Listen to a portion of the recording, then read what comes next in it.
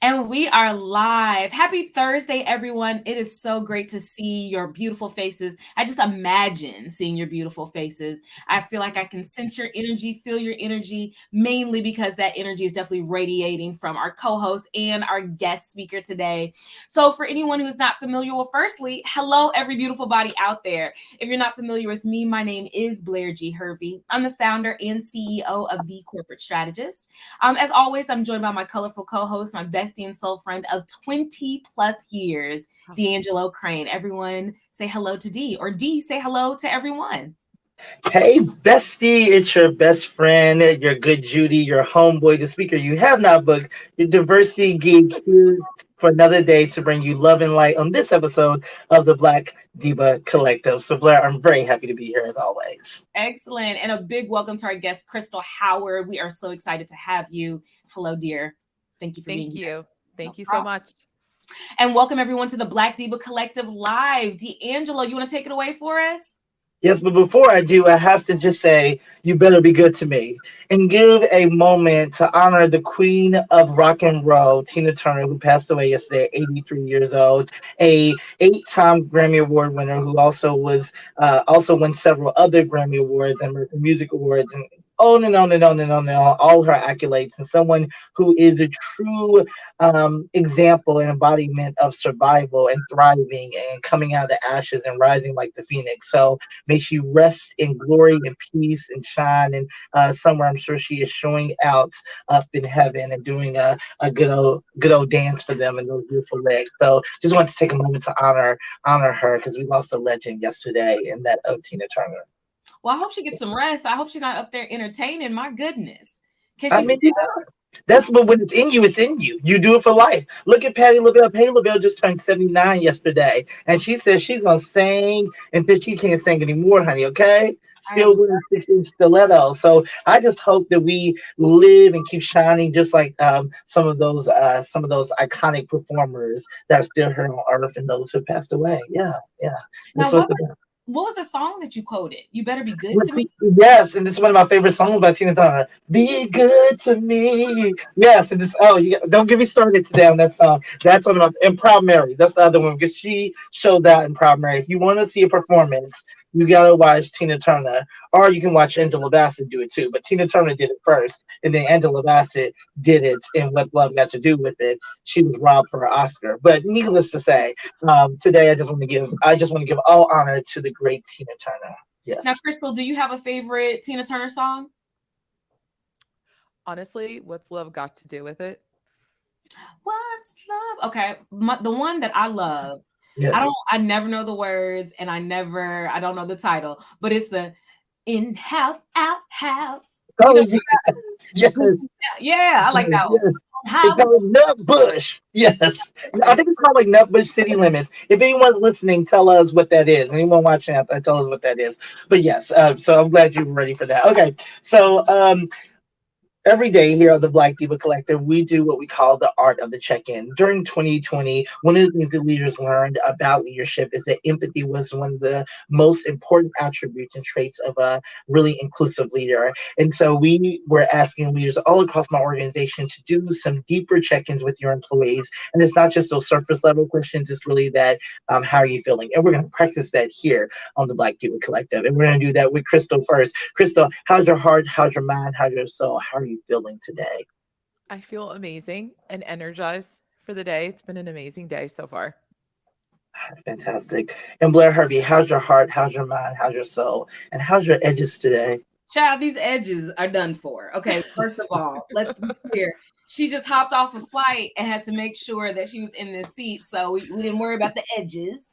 But my energy is great. I'm feeling very enthusiastic. I have been up 24 hours writing my very first book, Making 100K Without a Degree. I am one chapter away from completing, and I'm eventually going to crash. But right now, I'm on a high. How are you doing, D? How are you Woo, feeling? I'm not on the same high that you're on because I'm not writing a book. I'm just trying to build a speaking career. But needless to say, all is well on my end. I am pleased as punch, and like I said, always happy to be here with you today. All right, take it away, Blair.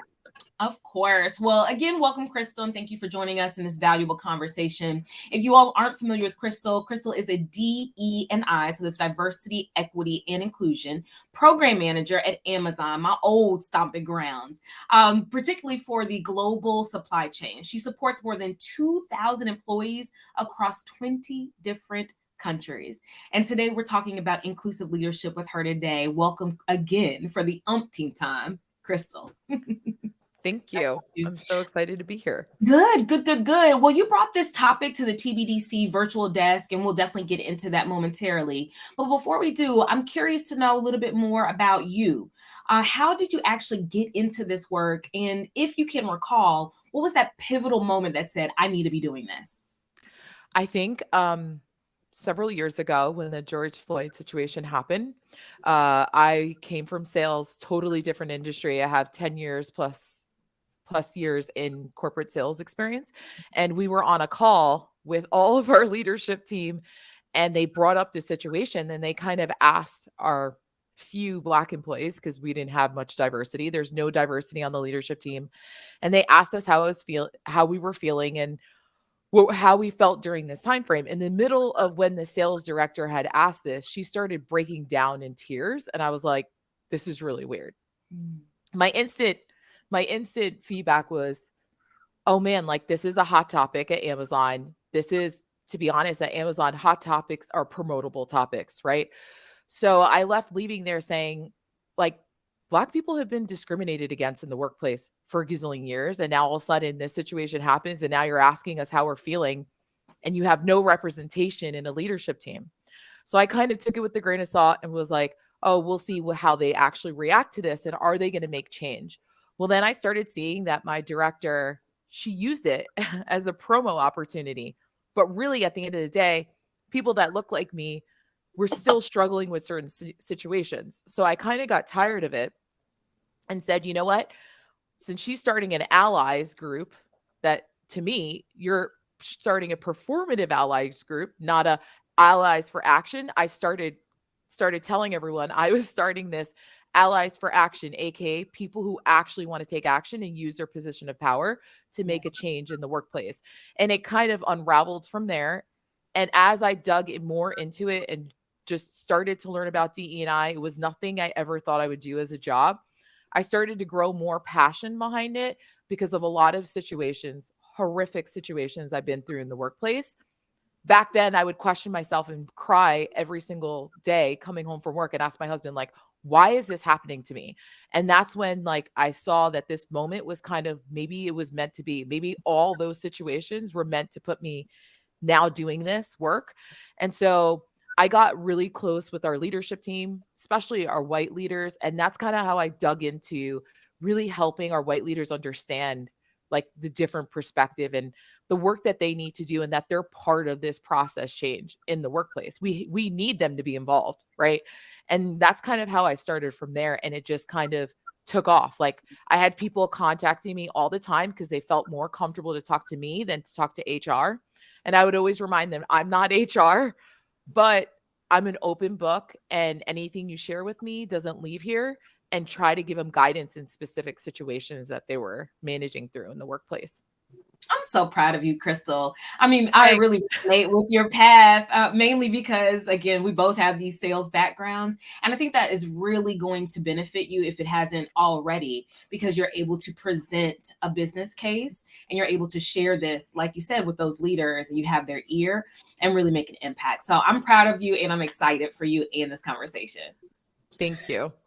Yeah, Chris, I'm just as excited because you're teaching people and people listening, people not listening who will listen later, on how DEI efforts can start at grassroots, right? And how it really is owned by the business. I tell people that all the time. Like, we're the DEI folks, we're the instigators, the co-conspirators, but you are really, people in the business really own it. And how you can, when people say, how do I get into this work? It starts with just raising your hand and volunteering to say, speak up, and I want to make change within the organization. So inclusivity means not just we're allowed to be there, but we are valued. I've always said smart teams will do amazing things, but truly diverse teams will do impossible things. By Claudia Britt Brian Woody, who's an executive at IBM. And so today we're really going to talk about inclusive leadership. So let's dive into it. So, one of the things that I'm noticing is that there's a lot of competing narratives out there about the state of diversity, equity, and inclusion. And we talked a little bit before the call about all the things that are happening in Florida. So why, and is there still a need for inclusive leaders, and why is it important to be an inclusive leader in today's America versus 20 years ago? That's a great question. I would say that because of labor shortage, because we have to fight harder to keep employees, in the past, employers always were like in the driver's seat, not until now. Now, after the pandemic, contract work, part-time work has gone up post pandemic. The reason why is because people don't want to live, breathe their job. They want work-life balance. They care about their mental health and well-being. And going through a pandemic all the time on the news and constantly seeing the death tolls, I really think had a large impact on people. For me personally, like I went through a health scare and that woke me up and I was like, this is not what I want to be remembered as. This is like working my butt off doing sales and constantly raising the bar and not sleeping at night. And that's when I made the change. And I think many people right now are making that change. And the reason why inclusive leadership is important is because people care about that more than what they get paid these days. That's the number one thing. And so if companies want to get the top talent, Amazon has a rigorous process to get into our company. If you want that top talent, you better be showing that you feel like employees feel seen and heard and accepted, because it's no longer tolerable. People are not going to tolerate it. I think their mental health has become priority number one. And I read a lot of stats now that that's more of their priority than how much money they're making. Like they might make, if they have two options and they can pick one company, they can make the same salary, but they know for a fact they're going to feel like they can bring their authentic self to work every day. They're going to take that option because of the mental draining that comes with working in a toxic work environment. Even if you're getting paid a lot of money, it's not something I have to select anymore. I have the option because now we're competing more for the same top talent in this marketplace. That's really well said, especially because there are a lot of leaders out there who may be listening and they're just like, yes, absolutely. I mean, the main metric I want to focus on right now is retainment and some form of readiness. I want my top talent to stay. I want them to feel like they belong here. I want them to thrive. DeAngelo and I always say that, you deserve peace and pay. You deserve both of those things. So if I'm a leader out there, I should be looking at this conversation and thinking like, okay, this is just leadership. What's the difference between inclusive leadership and just leading? That's a great question. So I would say the main difference is they have to do the work internally. With our leadership team, when I took over, I had to stop them. I saw what they were doing for DEI, and I'm like, okay, we need to have a conversation about what is DEI. I'm like, number one, this is not a check the box experience. There's no ending. It's not like you check the box and you're done. I said, you have to be able to do the self-reflection that's needed. And that comes internally. We all have we all have different life experiences. And so some people might be naturally ahead than others just because based on where they grew up. Honestly, their exposure to specific cultures and backgrounds dictate where they are in that continuum. But most importantly, I think that you have to address your bias. You have to be aware and be upfront with it. One of my managers, I noticed his behavior that he had a lot of biases. Frankly, he was the nicest person, but he did not know this. And so when I facilitated a workshop, he reached out to me afterward and he was like, Crystal, you gave me like an aha moment. Like I realized I had been I had not been paying attention to my behavior and how I was leading the team. And you gave me a lot to think about on things I need to change as a leader. You cannot start down that journey until you've done the self-reflection and you're honest with yourself and you see your blind spots. Once you see your blind spots, now it's like, okay, I would have a lot of leaders say, oh man, like I get it. Now I see my biases. Like, what do I do next? And they want guidance because now they're like, now that I know, I don't want to make the wrong step. So people end up getting analysis paralysis. I want to do the right thing, but I don't want to do the right thing because I'm going to be judged if I do it this way. And like they fall on that and then they don't do anything. And so at Amazon, like specifically my team, I built a toolkit for our leaders to kind of help them guide towards inclusive behaviors. Hey, you don't have to figure it out because I'm telling you what you need to do. And if you take these steps, naturally you're going to retain the talent you have, and you're going to build an inclusive team culture, and kind of giving them that one-on-one guidance on here are tasks to do that cover all the 4 pillars of inclusion, so that they eventually start to pay attention on, wait, I didn't realize that this was a gap on my team, and like, what should I be looking for? And then they know the areas to focus in to be able to develop their leadership. It's not like taking a leadership training where you just take a training and then you don't, to be honest, a lot of leaders take trainings and they don't do anything with the work after. They just are like, okay, I checked the box, I took this leadership training, and then they don't do any actions after that. This is more about changing and modifying your behavior along the way, making minor tweaks. And I tell leaders all the time, this is not additional. This is part of being a manager. So if you can infuse a DE&I lens in your approach on every aspect of your role, attracting diverse talent, retaining diverse talent in your engagement, and you become more intentional, you're going to become an inclusive leader naturally. Yeah, you pinpointed a few things there. And I want you to just kind of elaborate a little bit, because I like to give our audience tangible things, right? So when you think about the 3 things that inclusive leaders are doing well, are outcomes that they're saying. I'm going to say that they're doing well, behaviors that they're exhibiting well. So they've done the self-reflection and they have examined their bias. Now, what are they doing? How is that showing up in the way they're leading? So can you give us 3 things that inclusive leaders are doing that people can say, oh, okay, that's what I'm not doing. How do I do that? So I think you have to exercise empathy. When you start off with a one-on-one, is it about you and what you need from the employee? Or are you starting off with the most simple thing that you can immediately change by saying, how are you doing today? How many times does a manager get on a one-on-one and it goes right into, give me an update on this, give me an update on that? But how many of them have actually sat and said, you know what, before we talk business, I want to check in with you and see how you're doing. So a manager asking you how you're doing on a one-on-one to just start the conversation is a game changer. It means you truly care. And obviously you have to do it in an empathetic way that you truly care how the person's doing. You're giving them a voice first. You'll get to the business later, but really you have to treat them like they're humans. They're not just worker bees that are just going to do whatever you want. You need to be able to show you value them and that you care about them. And that's just like soft skills. So I would say just that simple task is like going to change the way that your employee looks at you. The second thing is, are you having check-ins? Are you making sure you're making time for your employees? For example, I tell people, if you're leading global employees and you're in the United States, you better have an understanding of their cultural background, and you better be putting all their cultural holidays in your Outlook. Yes. So now you're not waiting for the employee to come to you, but now you've gone to them and said, hey, I know Shabbat is coming up.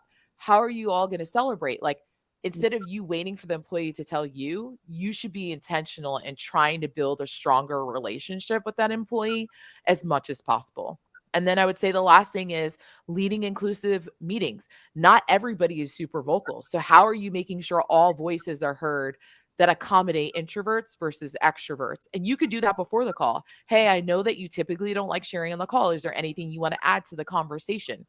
Making that person feel you truly care about what their ideas are and their thoughts are is essential as well. You better, Crystal. Tell us. So some things that I heard in that, and some things that I would add also, but I heard you definitely say exercise self-awareness. You said that probably 2 questions ago, and be mindful of, your audience, be mindful of the personality traits of the folks that are in your space to create that psychological safety. A couple of things that I would add to: seek missing perspectives, but I think that goes with creating that inclusive environment, asking more questions, getting curious, but centering your people is really important. Okay, so back to the tangible things. I love that DeAngelo said that. Yeah, we want to make sure that when people are listening to us, they get off of this, they heard some key keys, but they also said, I can go do these things. A lot of folks get wrapped up in, like you said, the action. So when you're talking about inclusivity, you're talking about who you are truly at your core. And then we're looking at your network and you have, one Black friend or that one person that you can go to, then that really is disruptive to your journey. So when you're giving these leaders and coaching these leaders on their journey, what immersive experiences are you encouraging them to get into, to get involved with, to increase their cultural competence? So that's a great question. So we have two things at Amazon. We have a website called GlobeSmart, and it gives them everything they need to know about that cultural background. And we've asked our leaders, especially ones that are managing global employees, that they need to sign up for it. It gives them everything. Because here's the thing is we have a lot of things, there's a lot of cultures that conflict with our leadership principles. For example, Asians are not the most extroverted people. They might be more sit back and listen. That can come across that this person is not showing a bias for action. But if you were a manager and knew that about that culture, you would be able to find other ways where they can engage and realize that it's not your background, if that makes sense. It So does. we use GlobeSmart, and we're doing a getting to know our global employee series where we have all the people from 20 different countries every month has been sharing about their culture, and they love it because they finally get to talk about their background.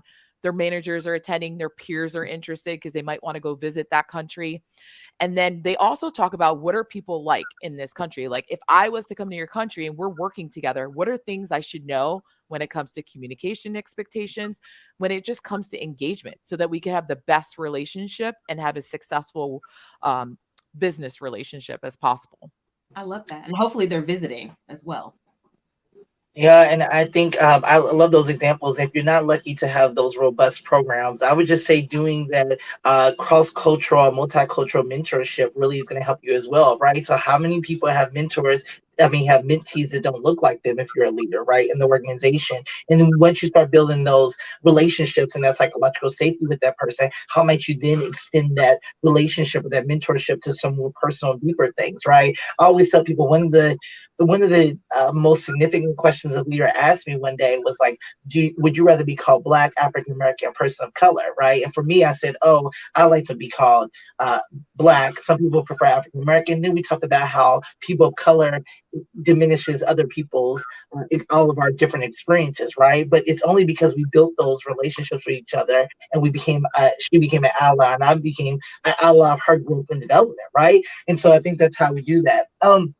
So talk to me, what's happening also is that there's a lot of pushback from leaders who are saying, well, this feels icky to me to have to do this self-work. This, I don't, why are we talking about this? I feel left out of this equation when we talk about inclusive leadership. How do DEI or anyone get over that with their leaders? How do you get over that challenge of leaders who are being resistant to change or to get buying into or understanding, not even buying into, getting on board with the organization strategy around inclusive leadership? I think that this is really interesting because I just had a conversation about this with two white peers about exactly this. And I'm like, no, I'm not trying to take anything away from you. And your voice is heard. The difference is how do we allow everyone's voices to be heard that have been ignored? This is not taking anything away from your experience, allowing you to understand the other voices, and are you acknowledging them? Because at the end of the day, when I look up and I don't see no diversity, that shows me that they're not acknowledged, that they're not treated as an equal. No Black person wants, this is another comment that has come across to me is, well, if we have these openings, should we just give it to the Black people? And I'm like, no, treat the Black person like you would treat a white person, and look at their resume the same way you would look at somebody else's, the same way you would look at someone else's background and experiences. No one's trying to take away anything from white people. And I think this is the challenge with DEI is a lot of white leaders think, well, my voice can't be heard anymore. And it's like, no, your voice needs to be heard because you're a controlling factor in making those changes. We just need you to understand that this is not about taking away from you. This is about everyone getting an opportunity. That's all this is difference. We're saying open up your mind to understanding that it's more about everyone getting those equal opportunities, not taking away from you, just allowing people to still value them. And I think it's difficult. And I think it really comes down to building. I would say that the hardest part in my job was building an intimate relationship with directors that right away they hear D&I person and I could tell they look uncomfortable. They look like I'm about to judge them. But what I did was to win their trust was I didn't make it about me. I would ask them. So what do you think are the biggest challenges in DEI? What do you think needs to be changed? Turn it around on them, and that will help you understand really truly how they value DEI and where are the gaps. there might be a misinterpretation of what they think it means, and you won't know until you really ask. And I think that's the difference, is me not dictating, hey, you need to do this, this, and this. It's more like, what do you think needs to be done? What do you think is your biggest challenges leading your team? Why do you think you have challenges getting diversity? Like, what does that look like for you? And I think that when you get them trying to figure out those solutions and talking about it, then it changes from me pushing something on them versus them just sharing with me their thoughts and making them a part of the conversation. And that's how you win trust too. Yeah, you make it a collaborative experience, but we are going to take something away from them. And I think it's okay to say this: supremacy. That's the only thing we're taking away. That's the only thing that we're taking away, that your voice is not the only voice. It is not the voice to be centered, and it is not the superior voice, even if you are a leader. I think that's really important for them to understand. And Crystal, I echo your sentiments as well. You know, we do need their voice, but at some point as well, I think, I can't remember who we had on here who said this, but sometimes you have to recognize that maybe you're not the person to lead in this particular function, and you need to step aside. I know we have some fun questions to get to, but I have one last question for you. So when we're thinking about folks stepping aside, and at the same time, white leaders bringing other leaders along with them, what are you recommending to other white leaders, or to our allies, if you will, and how to bring their peers along with them on this journey?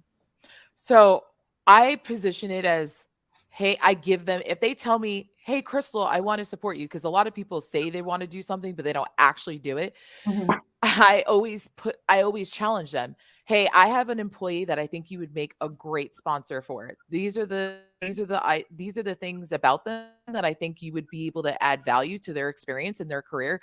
I already position them as an ally because they told me they want to be an ally. So I challenge them, and they never say no to me, because now I can go and say, hey, you told me you wanted to do this. Now I'm giving you an opportunity to do it, versus putting it on them and expecting them to just put in that action.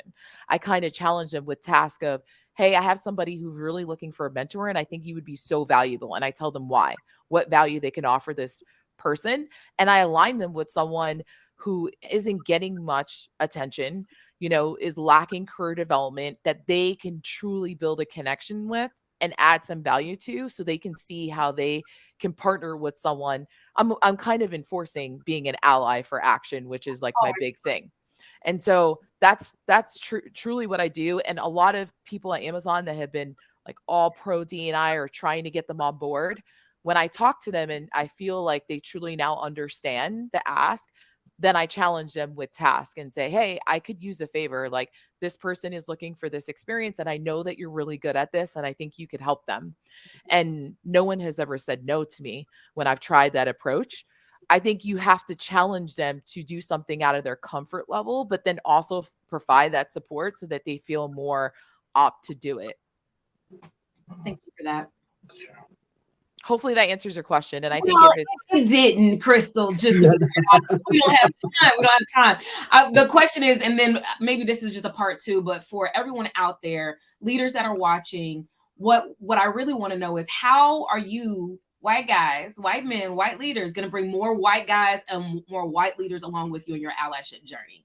But we can get to that at another time. Crystal, that was still very, very helpful. And everything that you shared was very helpful, very impactful. You could tell that you work at Amazon. Those succinct answers, and very thorough. I appreciate it. Thank you so much for the opportunity to share. Sure. Dee, are you frozen?